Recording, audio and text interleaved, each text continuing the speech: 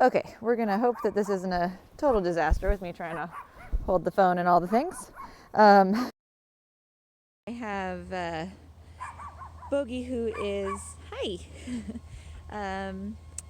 not really dog reactive, but can be kind of sensitive if other dogs bark at him or get in his space. He gets a little bit concerned about that, and typically will defuse the situation through like barky, playful, bouncy behavior, but it's ultimately because he's a little bit worried about them invading his space. So we have a little barky dog back here that is yelling at us, and he was super interested in that a minute ago. So we're gonna kind of see how he does here and work on approaching, so you can kind of see what I work on. So I'm paying attention to body language. He's totally pointing, yes, totally pointing at that dog. So I want to see if he can come off of it on his own.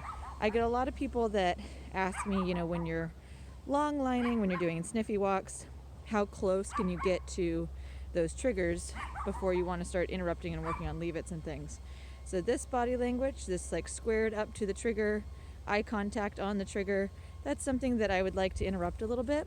But all I'm doing to interrupt it is taking a little bit of a step backwards. And notice how he followed me, which is really nice.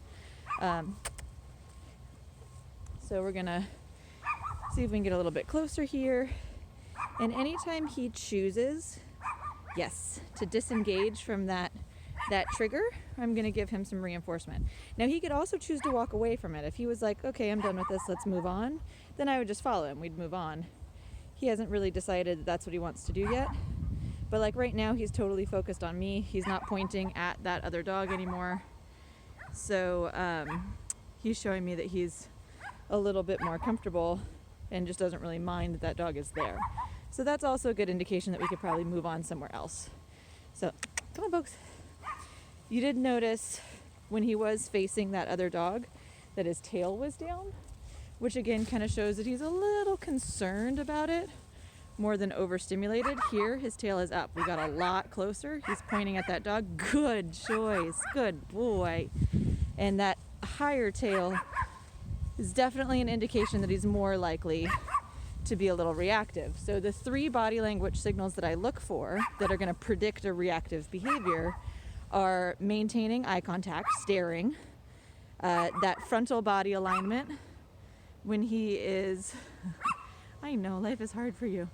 That frontal body alignment is when he's like pointing at the thing and that whole body was in a perfectly straight line towards the trigger.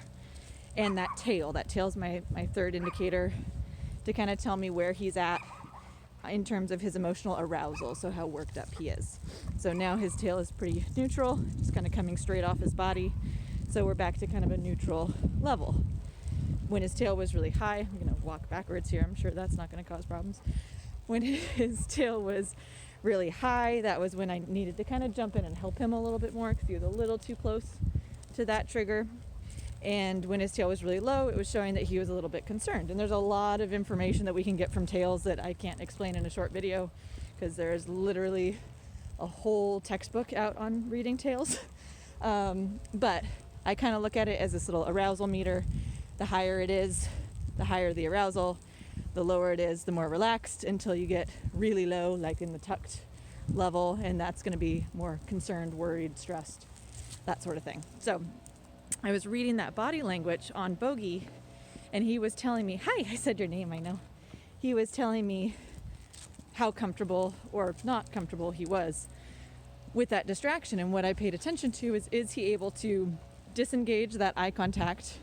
Is he able to kind of bend his body and choose to align back to me or in a different direction away from the barky dog? And where's that tail? Is that tail kind of fluctuating, going back and forth between that high arousal tail and relaxing back down? And he did a really nice job, so we didn't have to work on leave-its. But the reason we didn't have to work on leave-its is because he was far enough away to be able to control that emotional behavior on his own.